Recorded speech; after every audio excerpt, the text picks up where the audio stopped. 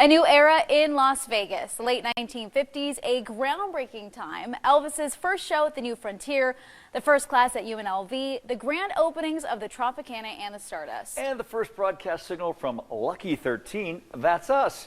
As we celebrate 65 years in Las Vegas, this morning we're taking a look back at the early days of KTNV TV. 1956. The future king of rock and roll hits the stage in Las Vegas, one of many firsts that shaped Sin City. We market ourselves as cowboys and Indians, howdy partner, the Old West. Well, that changed in the 50s and 60s. Las Vegas, Nevada. From the air, Vegas, as they call it, looks like the small town it is. 35,000 permanent population.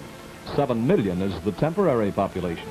7 million tourists that annually pour in by bus and train and plane, and that leave $122 million gross.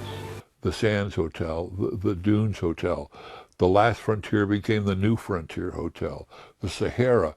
So we dropped that cowboy and Indian marketing and image, and that's really when Channel 13 was born, as Las Vegas was moving into more of a modern perspective. Lucky 13, KSHO TV took to the airwaves on May 4th, 1956, broadcasting from our antenna on top of the brand new Fremont Hotel. There's enough circulation in that man to start a shortage in the ink market. In what man? John Doe.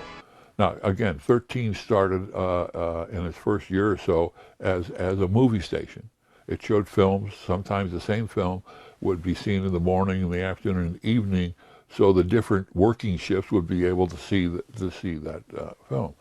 The station was started by a newspaper publisher, Morris Zenoff. He ran the Boulder City News and Henderson Home News in the late 1940s, but saw an opportunity in television. He seemed like just a person that believed in Southern Nevada, the community of Las Vegas, in Henderson, and was a positive part of the community.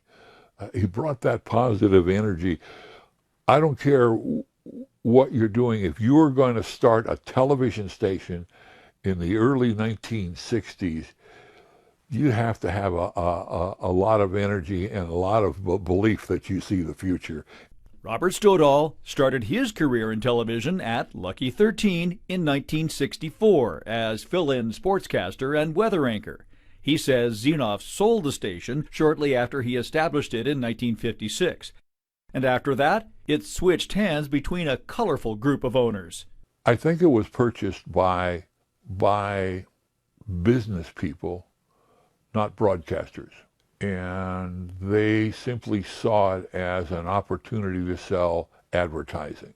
Zenoff sold KSHO TV to Television Corporation of America for $200,000. And the station moved to the El Rancho Hotel, and in just 1 year, that company cashed out, leaving the station to 3 familiar Las Vegas names, Nathan Adelson, his son Mervyn, and Erwin Mulaski, for only $70,000. The Mulaski family, they were primarily into real estate and building and development, and they saw this as an opportunity. The Adelsons and Mulaski sold just 2 years later, and the finances took a deep dive.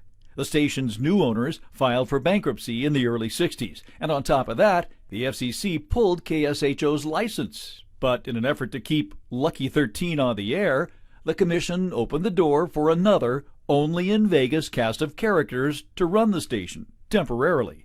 If you aren't a comic by the time you're 12, forget it. Comedian Phyllis Diller applied to be one of them, but was denied. The new group of owners eventually moved KSHO into what used to be an old refrigeration warehouse on Valley View near Desert Inn. We never left that site, but changes kept coming, much like the town we cover. The town is in a constant state of change and development.